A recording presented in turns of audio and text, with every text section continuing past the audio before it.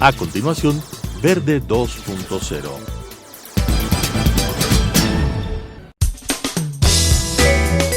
Clasificación A. Apto para todo público.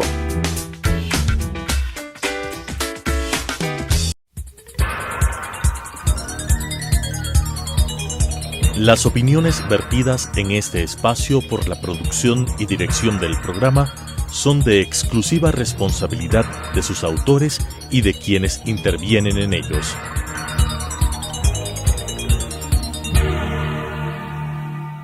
Telesucesos Canal 29 UHF presenta Verde 2.0, un programa de variedades sobre el acontecer ciudadano con la conducción de Claudia Arteaga. Verde 2.0. Gracias por estar con nosotros aquí en Verde 2.0. El día de hoy tenemos como invitado al doctor Carlos Landázuri. Recordamos que esta semana estamos centrados en un tema fundamental, el hablar sobre los 200 años de la batalla de Pichincha. El doctor Landázuri es licenciado en Ciencias de la Educación y profesorado de segunda enseñanza en la especialidad de Historia y Geografía por la Pontificia Universidad Católica del Ecuador. Además tiene una maestría en la Universidad de la Florida en Gainesville y además un doctorado en Historia en la Universidad Católica, que está en este momento en procesos de validación. Así es que gracias, doctor, por estar con nosotros. Usted es parte de lo que ha significado este seminario sobre el análisis de las independencias de la región andina 200 años después. Su ponencia trató específicamente sobre lo que ha significado la batalla de Pichincha en el contexto de, la independencia, de las independencias andinas. ¿Cómo mirarlo, cómo evaluarlo 200 años después, cuando a veces quienes vivimos en Quito, quiteños y no quiteños, no somos conscientes de lo que significó cuando uno simple y llanamente mira el Pichincha y mira el Templo de la Libertad, pensar que hace 200 años ahí se llevó a cabo la batalla que selló la independencia de Ecuador? Bueno, la batalla de Pichincha tiene una enorme significación en la historia ecuatoriana y, digámoslo, no solo en la historia ecuatoriana, sino en la historia latinoamericana, en la historia sudamericana, en la historia de los países andinos. En cierto sentido, significa el punto medio del largo proceso de la independencia del Ecuador. El 10 de agosto de 1809, Quito había propuesto la construcción de un gran estado, ¿no? Bajo la capitalidad de Quito, proyecto que fracasó. El 9 de octubre de 1820, Guayaquil había proclamado su independencia, poco después Cuenca, y eso abre una enorme expectativa continental, ¿no? Es decir, iba a ser posible que las fuerzas de la Gran Colombia, personifiquémoslas en la figura de Bolívar, y las del sur, las del cono sur, personifiquémoslas en la figura del general José de San Martín, pudieran unirse en el Perú y acabar con el realismo sudamericano, porque ya se comprendía perfectamente que sin destrozar, sin derrotar al realismo en el Perú, toda la independencia de América Latina, de Sudamérica por lo menos, estaba en entredicho, ¿no es cierto? Entonces, Pichincha significa ese punto medio en el que se libera el país de el régimen español y se ve que ya es posible, que va a ser necesario incluso organizar un país en estos territorios. Y desde el punto de vista andino, la victoria se la ve ahora, después de Guayaquil, posible. Y eso se solidifica en Pichincha. Cuando usted hace referencia a todos los procesos que vivió América, sobre todo América andina, uno piensa Colombia, piensa Perú, piensa lógicamente Ecuador, que era el punto intermedio en donde se llevó a cabo la batalla de Pichincha, y tan solo 2 meses después se lleva a cabo el encuentro de Bolívar y San Martín el 26 y 27 de julio de 1822 en Guayaquil. Y ahí arrancan otra serie de elementos que fue la liberación o la independencia del sur, haciendo referencia a Perú. Cuando uno recuerda las batallas, uno piensa en Ayacucho, piensa en el Callao, piensa en Bomboná, piensa en Junín, piensa en todas las grandes batallas del cierre de independencia, siempre también tiene que hablar de Pichincha. ¿Cómo pensar el antes y después de Pichincha, siendo Ecuador el eje fundamental para la alianza entre las fuerzas independentistas del sur de Perú y las fuerzas del norte que llegaban vía Gran Colombia desde Ecuador, en este caso, que el país se gestó después? Claro, lo que usted dice cobra especial relevancia si si recordamos que Bolívar no podía pasar el Guanambú, no podía pasar Pasto, no podía pasar el departamento de Nariño actual, de Nariño, Colombia actual, porque la zona de Pasto era una zona realista y fuertemente cohesionada en contra de Bolívar y en contra de la independencia. Entre paréntesis, eso nos muestra que la mayor parte de lo que llamamos la guerra de la independencia no es una guerra como fácilmente suponemos entre España y América. Es principalmente una guerra civil en que la mayoría de los muertos ponen los americanos, en que la mayoría de las tropas, por no decir casi la totalidad, son americanas, en que incluso los oficiales son americanos. Estamos hablando de lado y lado, o sea, tanto los independentistas como los realistas eran americanos. Exacto, es en buena medida una guerra civil. España estaba en sus propios líos, al menos si contamos los primeros años, ¿no es cierto? Los de la Revolución Quiteña, está en sus propios líos tratando de hacer su propia guerra de la independencia, que recién la termina en 1814, en contra de Napoleón, en contra de Francia. Y entonces mal podía enviar ningún ejército a América. No solamente las tropas, también los generales. Por ejemplo, acordémonos que el segundo en el mando del ejército libertador en el Ecuador, después de Sucre, era su además gran amigo, el general José Mírez, que José Mírez había nacido en España, ¿no? Esto nos da una idea de que no es exactamente una guerra civil. Pero entonces, yendo a su pregunta, esta acción es la que posibilita la liberación de América. Las grandes batallas de la liberación del norte de Sudamérica van a ser tres. Uno, Carabobo, otro, Boyacá y otro, Pichincha. Es decir, el triunfo de Pichincha está a nivel de las grandes batallas por la independencia de Sudamérica.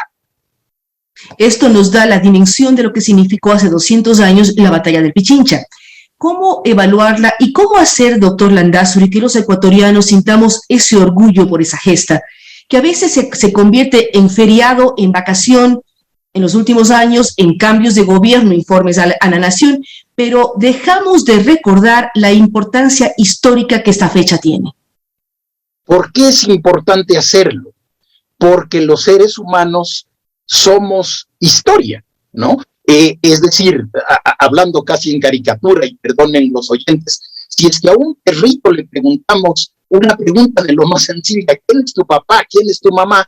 No tiene idea de qué estamos hablando, ¿no es cierto? Los seres humanos, no solo en un sentido personal, yo desciendo de esta cultura, de esta familia, de esta ciudad, etcétera, sino en un sentido social, más todavía en un sentido social, cuando digo yo soy ecuatoriano, me adscribo a una realidad que existe solamente en la historia, ¿no?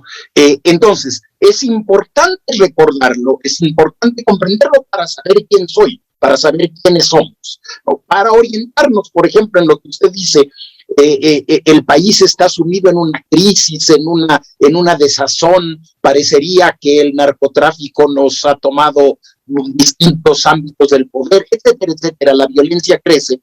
Bueno, si miramos al pasado y miramos Pichincha, podemos darnos cuenta de que podemos vencer dificultades del más grande dimensión, ¿no? Tenemos en nosotros mismos la fuerza para hacerlo.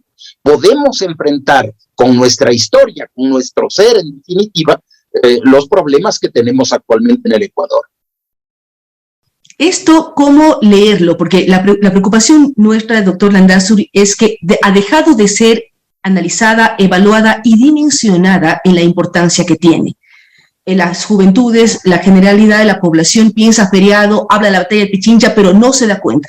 De pronto el 10 de agosto lo vivieron más íntegramente, o las fiestas locales como 3 de noviembre, 9 de octubre que usted mencionaba de Cuenca, Guayaquil, o cada ciudad vive su fiesta, pero no dimensiona lo que es una independencia como país, una independencia y una batalla, como usted bien señala, que permitió, fue un eje fundamental para la independencia de toda América hispana y de toda la zona andina.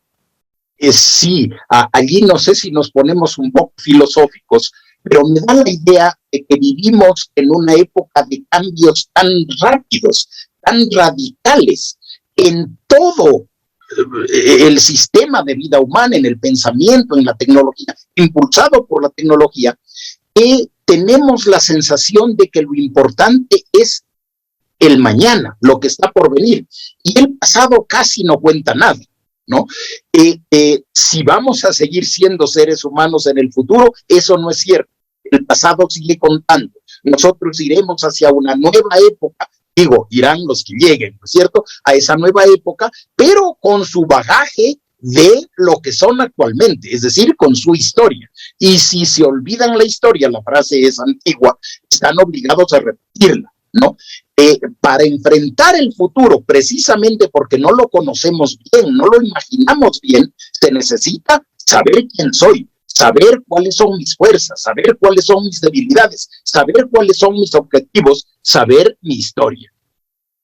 ¿Cómo, doctor Landázuri, evaluar lo que fue la batalla de Pichincha? Estamos a vísperas de vivirla, de sentirla en Quito. La Universidad Andina y todos sus proyectos están mostrándolo en ese gran evento que fue el 18 y el 19.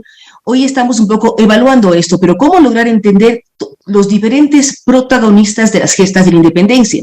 Porque una cosa son a los líderes que usted ha mencionado, a Sucre, a un Bolívar, a un San Martín, al propio, a todos aquellos que estuvieron en la batalla como tal, pero ¿qué otros protagonistas fueron fundamentales o ejes importantes para lograr llegar a feliz término y que Ecuador consiga la independencia?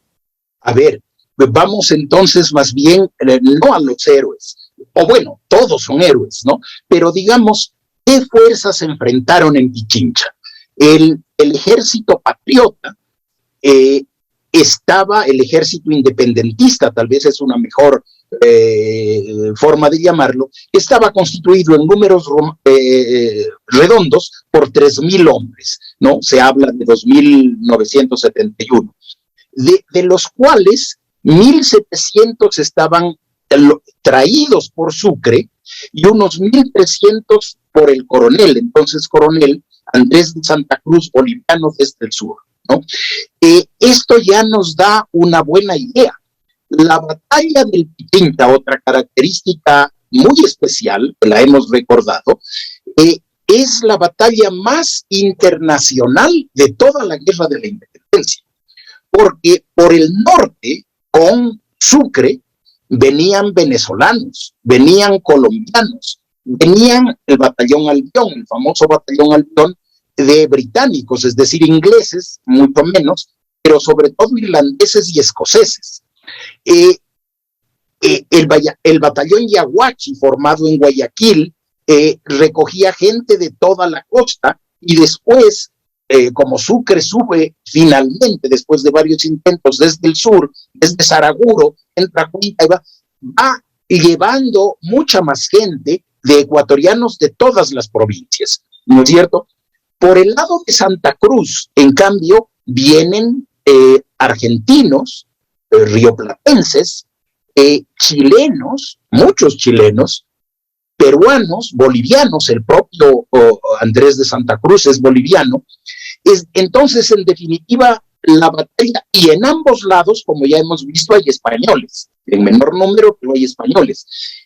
Entonces, la batalla del Pichincha es la más internacional de toda la guerra, en donde se enfrentan, vuelvo a decir, 3,000 independentistas con un ejército menor de realistas, comandados por Melchor Aymerich, unos 1,900 soldados, ¿no es cierto? Primera característica. Segunda, la batalla del Pichincha es una batalla no planificada por ninguno de los dos comandantes.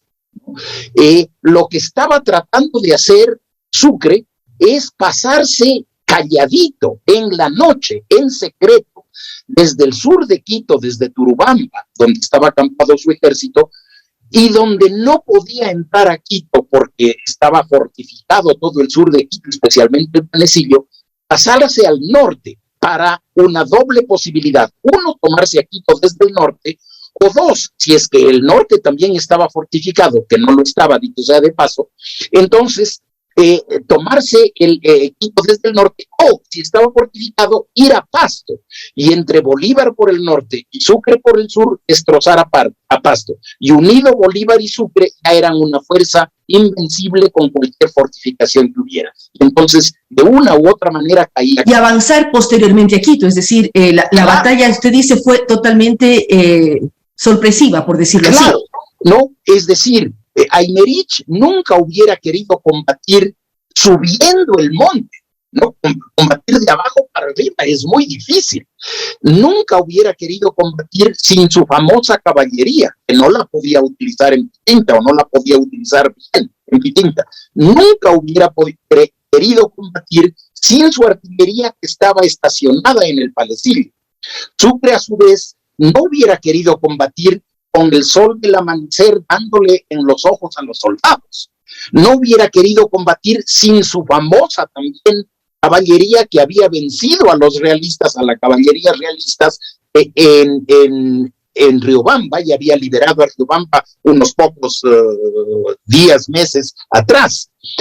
No hubiera querido combatir con un ejército no formado para la batalla, sino formado para llegar lo más rápidamente posible, para viajar, ¿no? Entonces, ninguno de los dos. ¿Y por qué se da el enfrentamiento? Porque si Sucre quería pasar por allí para llegar al norte, o sea, la forma más, para evitar las fortificaciones que usted dice en Turubamba, tuvo que subir al Pichincha.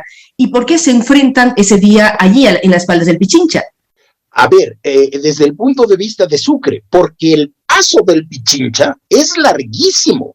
Pichincha no es propiamente un monte, lo es desde luego. Es un macizo completo. Es un macizo, ¿no es cierto? Y entonces, a las 6 de la mañana, cuando aclara, Sucre se da cuenta que todavía no llega a la parte sur de Quito, ¿no? Está llegando a la parte sur de Quito, y le iba a tomar todo el resto del día, si es que lo dejaban tranquilo, digamos, si es que los realistas no lo descubrían, le iba a tomar todo el resto del día y llegar a la parte norte de Quito, es decir, a Iñaquito, que en esa época Iñaquito era prácticamente lo que ahora es la Mariscal, lo que ahora es el Ejido, ¿no? Y desde allí ver qué era lo que le convenía hacer. Entonces, y los realistas, en cambio, se dan cuenta de cuál es la estrategia de Sucre, muy inteligente. Si lo dejan llegar a Iñaquito, están perdidos. Entonces, no nos queda más, desde el punto de vista realista, que atacarlo. Entonces, se da la batalla sin que ninguno de los dos la hubiera querido y la hubiera planificado. ¿Cuánto dura la batalla? Usted habla del amanecer del 24. ¿A qué horas ya se veía que las tropas independentistas habían ganado la batalla? A ver, se ven en la madrugada, a las 6:30, ¿no? Entonces los realistas rápidamente deciden que hay que atacarlos, pero les toca subir todas las lomas inferiores de Quito, las faldas, como se dice, del Pichincha, y la batalla comienza propiamente unas 3 horas después, o 2 horas y media después, más o menos a las 9 de la mañana, y pelean toda la mañana hasta mediodía, y tienen angustiosas alternativas, porque, vuelvo a decir, ninguno de los dos está preparado, ¿no? Por ejemplo, la mayoría de las municiones no las llevaba cada soldado, porque no iban a pelear, iban a caminar, ¿no? La mayoría de las municiones las traía al último, el batallón Albión, precisamente, y entonces pasan horas de una pelea terrible con pocas balas y muchas cargas de bayoneta calada, en fin, diversas alternativas, y hacia el mediodía se va viendo que la victoria es absolutamente patriota. Tenemos algunas estadísticas. Por ejemplo, los realistas perdieron la mayor parte, digamos, ¿qué diremos? La tercera parte de su ejército, unas 400 personas, unos 400 soldados, muchos de ellos muertos y muchos de ellos inutilizados, heridos, que no podían valerse ni siquiera por sí mismos. Perdón, me estoy equivocando en los números, 400 muertos y 190 heridos, es decir, casi 600 personas. Los patriotas perdieron mucho menos, la tercera parte de su ejército, de los cuales, un 10% de su ejército, unos 200 muertos y unos 140 heridos. Los realistas no podían sostenerse, tocaron en retirada y bajaron corriendo a Quito, perseguidos por los patriotas. Entonces fueron 3 horas dramáticas, de 9 a 12, en el que no se sabía quién iba a ganar, y finalmente es un triunfo, clarísimamente triunfo patriota. Ahora, doctor Landázuri, ¿cómo vivía el ciudadano de Quito, el habitante de Quito, viendo la batalla? Porque uno podía ver la batalla. Claro. ¿Cómo se vivía desde la Plaza Grande o desde cualquiera de las zonas del centro histórico que existía en esa época, claro, con toda su fortaleza y todo? ¿Cómo se veía y cómo recibían cómo apoyaron? O sea, son cifras muy grandes, pensar en 400 personas fallecidas, cómo tenían que operar para enterrar esos cadáveres. O sea, hay una serie de elementos. ¿Cómo funcionó Quito mirando y luego entendiendo lo que había pasado? Claro, Quito, digamos, si nos imaginamos así, es como una gigantesca pantalla de CinemaScope, como se decía cuando aparecieron las pantallas. En 3 dimensiones, ¿no? Viendo ahí en vivo y en directo. Y toda la ciudad era era la platea del teatro, ¿no es cierto? Entonces la gente se subía a los campanarios, la gente se subía a los techos, en las calles orientadas hacia el Pichincha se amontonaban para ver qué pasaba, con cierto miedo todavía, porque nadie sabía, una bala perdida. La batalla no era tan cerca a Quito, pero de todas maneras, en las plazas, como dice usted, etcétera, con emoción contenida. Los unos y los otros, los patriotas, que para entonces eran la mayoría, pues rezando, pidiendo, animando desde su corazón a los patriotas para que vencieran, porque si no vencían, ¿qué va a ser de nosotros? ¿No es cierto? Y los otros, pues los realistas, temerosos de qué iba a pasar con ellos, imagínense como viendo una película así, pero una película en la que no estoy para divertirme, estoy jugándome de una manera u otra la vida, ¿no? Finalmente, Sucre empuja a los realistas se desbandan y van entrando, y la gente los recibe a Sucre casi como que estuviera recibiendo a Dios, si perdona la exageración, ¿no es cierto? Era la felicidad. Por fin, nosotros estamos viviendo esto desde el 1908, ¿no? 1808. Es decir, que vamos ya prácticamente 20 años en espera de este momento, y es la felicidad, ¿no? Una felicidad tan grande, por ejemplo, que los quiteños se olvidan de cuál fue su proyecto en 1808 y aceptan en la chuma, digamos así, de la victoria, no necesariamente que hayan tenido, pero en la alegría desbordante de la victoria, aceptan el incorporarse a la Gran Colombia, que era exactamente lo contrario de lo que los quiteños dijeron el 10 de agosto de 1809. Es decir, fue una vorágine que vivió la ciudad y que festejó. Y también de lado y lado había miedos, porque uno recuerda lo que fue el 2 de agosto de 1810, esa masacre terrible, y pensaba de un lado que pudo haber revanchismo y de otro que iba a volver a vivirlo. Es decir, eran momentos muy, muy difíciles. Claro. Sucre, en cambio, es un caballero, ¿no? Y además un estadista que se da cuenta de que un nuevo país no debe edificarse sobre una matanza y sobre una opresión. Y entonces inmediatamente pacta con Aymerich. Aymerich se rinde, obviamente, le entrega toda la audiencia, él era presidente de la audiencia encargado, le entrega los cañones, le entrega prisioneros, etcétera, y Sucre acepta eso y les hace una serie de tratos que ahora nos parecerían exagerados. Vean, ustedes han estado peleando del lado equivocado. Si se pasan al lado patriota, nosotros les respetamos en primer lugar su título militar. Si usted es capitán del ejército realista, puede ahora convertirse en capitán del ejército patriota, ¿no? Si era soldado del ejército realista, puede ahora convertirse en soldado del ejército patriota. Esto nos parece casi inentendible. Por ejemplo, en la guerra que estamos viviendo, Rusia-Crimea, eso es imposible, es absolutamente imposible. Si usted es ruso, ¿cómo le voy a aceptar que ahora sea general de Ucrania? Eso es imposible.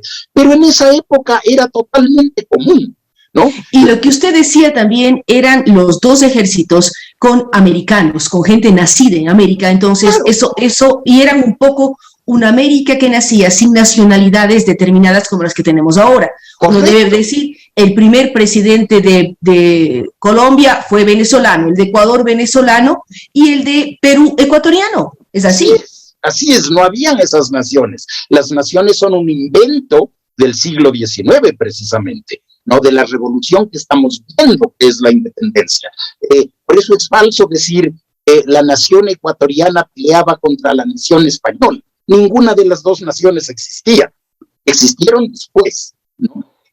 Pero además, esta práctica era común. Por ejemplo, digamos, usted se refirió al presidente del Ecuador, a Juan José Flores. Él, sus primeras armas las peleó dentro del ejército realista. Después se pasó al patriota. Se refirió también al presidente peruano, nacido en Cuenca, ¿no es cierto? Lamar, José de la Mar y Cortázar, quien también fue realista hasta el último momento. Flores se pasó pronto, pero Lamar se pasó tarde, ¿no? Entonces, no era raro esto que ofrecía Sucre, pero Sucre lo ofrece con gran generosidad, y entonces, después de la batalla, que por otra parte deja a todos escandalizados, no hay más matanzas en Quito, ¿no? Con esto, doctor Landázuri, queremos finalizar. Los tiempos corren muy, muy rápido y hay mucho que aprender, la verdad, de la historia. Y como usted decía, hay que conocer la historia como seres humanos, como hombres y mujeres, para saber cómo proyectarnos al futuro. Eso es fundamental.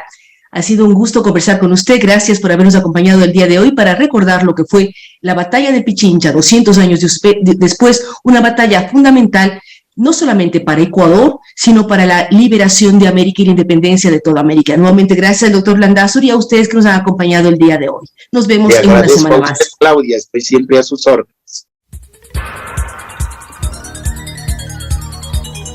Las opiniones vertidas en este espacio por la producción y dirección del programa son de exclusiva responsabilidad de sus autores y de quienes intervienen en ellos.